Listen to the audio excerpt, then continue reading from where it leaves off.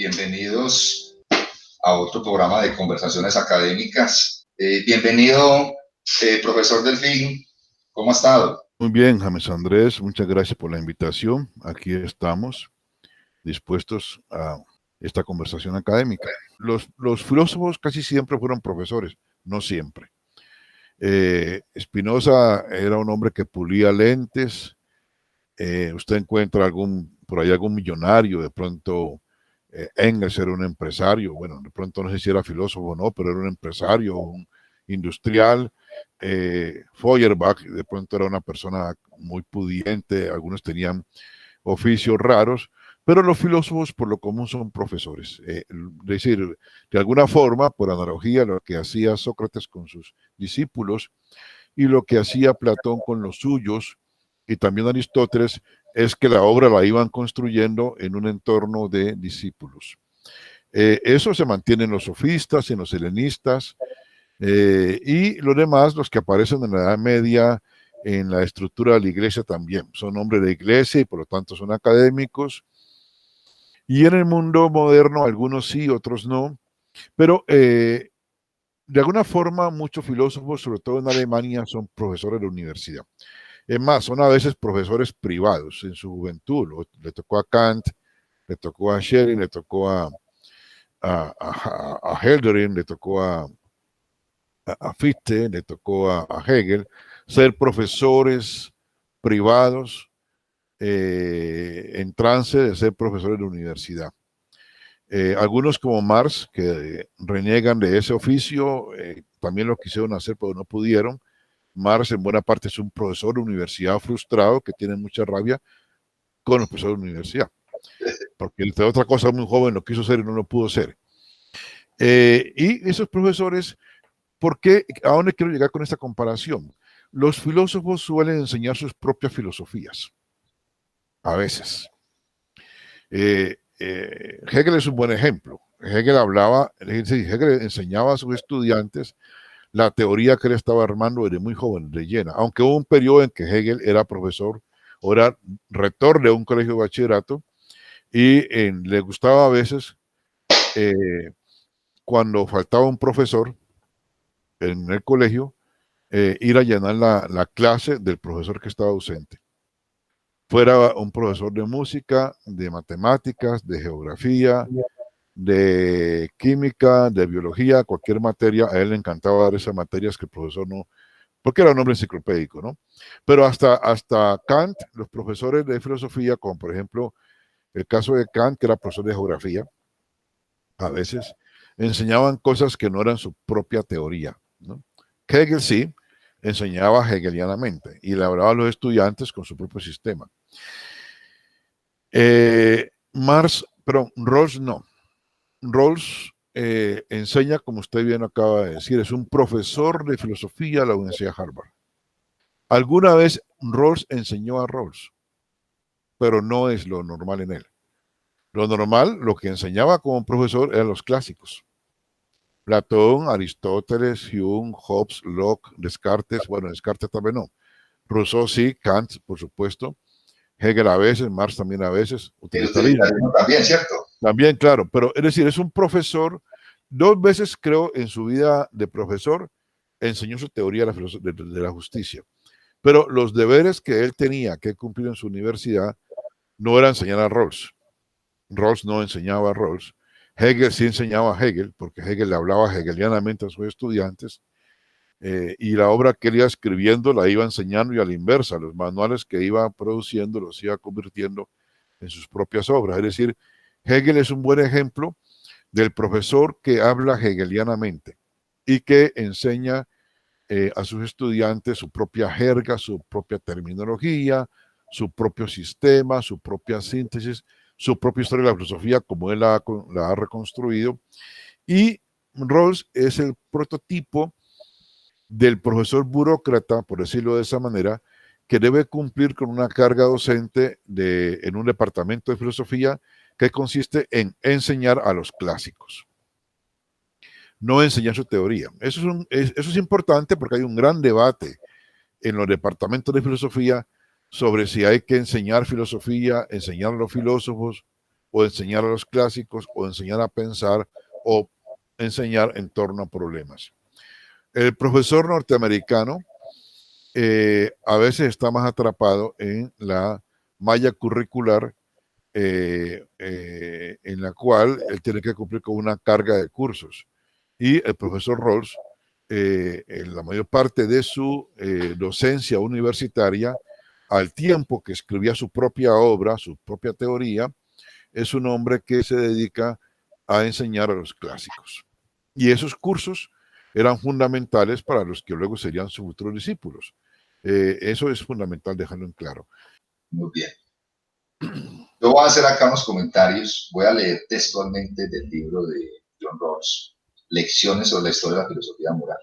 Es un libro real, pues, poco conocido en comparación pues, con liberalismo político y con la teoría de la justicia. Vale, una cita, es él hablando de Kant, es muy cortica, dice acá: Kant tenía que impartir 20 horas de clase o más a la semana para llegar a fin de mes, algo que a nosotros nos parece bastante increíble.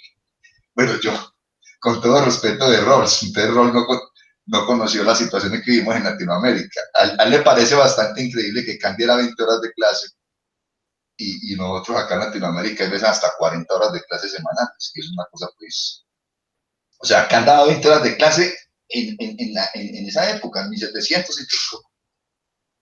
Y a Rawls le parecía eso increíble. Pues yo hago el comentario porque usted empezó hablando primero de los profesores filósofos y habló de Hegel, pues que Hegel, siendo profesor, al mismo tiempo también mostraba su doctrina filosófica, y luego usted lo comparó con Rawls cuando decía pues que Rawls era profesor como tal y que ya, digamos, utilicemos esta palabra, de bajo cuerda iba desarrollando su teoría, digámoslo así.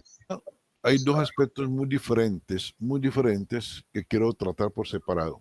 La primera, la pregunta, digamos, la observación de Rawls sobre la carga docente de Kant. Eso me remite nuevamente al tema que hablaba al comienzo de el oficio del profesor y el oficio del filósofo, y el tiempo del profesor y el tiempo del filósofo. Dos cosas. Kant dando 20 horas de clase para llegar a fin de mes. No estoy muy seguro de a qué. Bueno, Kant dio siempre, hasta muy entrada a su madurez, clases de temas que un filósofo no haría hoy en día, es decir, geografía, por ejemplo, ¿no? Si yo no soy geógrafo, no puedo dar una clase de geografía. Pero muy seguramente la observación de Rawls tiene que ver con el Kant joven y pobre, como también con el Hegel y el Fichte y el Hegel, jóvenes y pobres, que tenían que ejercen, no están en la universidad todavía, sino que son tutores de los hijos de los ricos, los Junkers. O sea, son jóvenes muy brillantes, preparados académicamente, muy brillantes, pero que tienen que desempeñarse en la estructura social alemana como tutores de los hijos de los ricos, que comen con los empleados de servicio en la cocina, porque están al mismo nivel de los empleados de servicio. Y la otra figura es la del private docent. Creo que la expresión, los profesores que ya ingresan a la universidad a dar clases, pero a los que no les pagaba la universidad, sino que le pagaban los estudiantes. Eran como profesores que tenían que, para decirlo en un lenguaje muy colombiano, después de dar la clase, clases voluntarias a las que asistían estudiantes casi que voluntarios, pasar la totuma después de clase y los estudiantes le pagaban. Los estudiantes ricos pagaban por la clase y por supuesto era una situación como nuestros profesores contratistas, algo que yo fui durante muchos años. Entonces, esa situación de dar 30 horas de clase o 20 horas de clase para llegar a fin de mes, porque el oficio y lo mal pago del oficio lo obliga a hacer a uno y a ser todero. Eso es entendible en el contexto del proceso de formación de los futuros filósofos alemanes. Y el hecho de que no siempre pudieran dar filosofía también todavía es un sello de ellos, como también en el caso de Rawls, que tenía que dar materias o clases que no eran su propia teoría, pero tenía que enseñarlas para los estudiantes en general. Sin embargo, para completar su, digamos, su invitación a comparar el caso con nuestra realidad latinoamericana, diría que acá también y allá también, en ambos contextos, en cierta época de la vida y en ciertas condiciones laborales, hay que dedicarse a enseñar y no a producir, a enseñar y no a investigar, a enseñar y no a pensar. Pero que todos estos filósofos de alguna forma triunfaron porque ganaron el tiempo para pensar. Unos porque, por ejemplo, en el caso de Kant, eran ultra disciplinados, son solterones, con una vida monástica, ultra disciplinado, riguroso y podía cumplir con todo eso. El Kant maduro, el que escribió las tres críticas, no era un profesor esclavo de la tiza, absolutamente no. Ella es un hombre que madruga a enseñar y que hacia el mediodía está libre para el resto del día poder filosofar, ¿no? Es decir, el tiempo se tenía para investigar, que no le ocurre a un profesor contratista nuestro que está en bachillerato en colegio privado o en las universidades privadas y también en las públicas, dando una cantidad de cursos para poder comer. No. Ya el Kant y el Hegel, ya una vez posicionados en la universidad, dictan menos clases y tienen tiempo para escribir. Y en la universidad contemporánea, y también es el caso de Rawls, tienen que dar clases, por supuesto, pero también tienen proyectos de investigación, también tienen compromisos de publicación, también van a congresos, también escriben. Nadie es profesor de universidad de tiempo, hoy en día menos que nunca. Si tú no escribes, si tú no publicas, si tú no investigas, si tú no das conferencia, tú no existes y tampoco tendrás un buen salario. Es decir, la formalización creciente del rol de profesor de la universidad te libera de esa dictadura de clases o esa dictadura de clases y te obliga a responder con otros productos.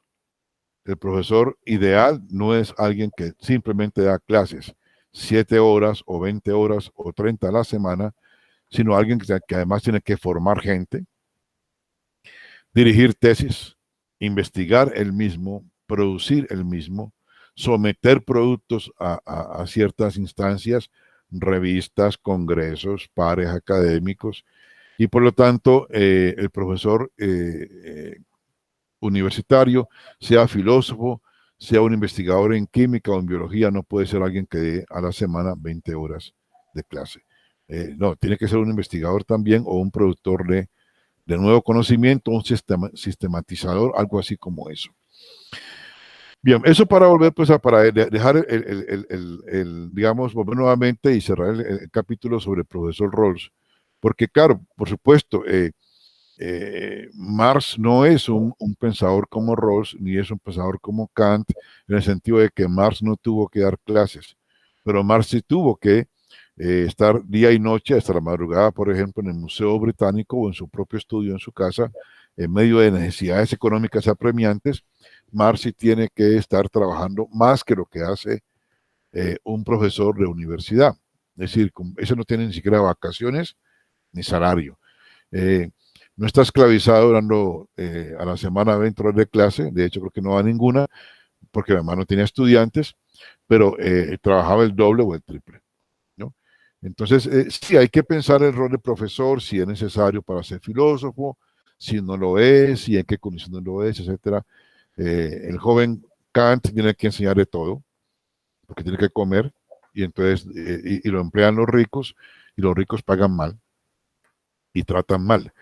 Pero ellos todos van, en la medida que ganan prestigio, se van posicionando en la universidad alemana y van liberando tiempo y van pudiendo producir sus obras que todavía hoy leemos, ¿no? No era la aristocracia, por ejemplo, ateniense como lo era Platón, que podían dedicarse a filosofar porque alguien producía su base económica.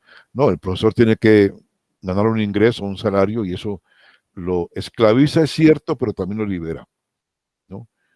Los que no lo tienen, como Marx, por ejemplo, o los que tienen otro oficio, como por ejemplo John Stuart Mill, que es un funcionario de la compañía de las Indias Orientales, Pues es un Spinoza. burócrata, o Spinoza, que es un pulidor de lentes, tiene otras condiciones. ¿no?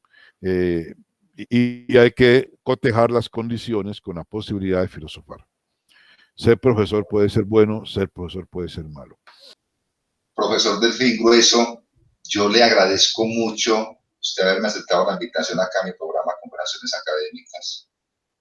Para mí fue un gusto haberlo tenido acá en el programa. Con mucho gusto. Con mucho gusto, profesor James Andrés Pérez Montoya, muy amable por la invitación y un saludo a su audiencia. Muy amable.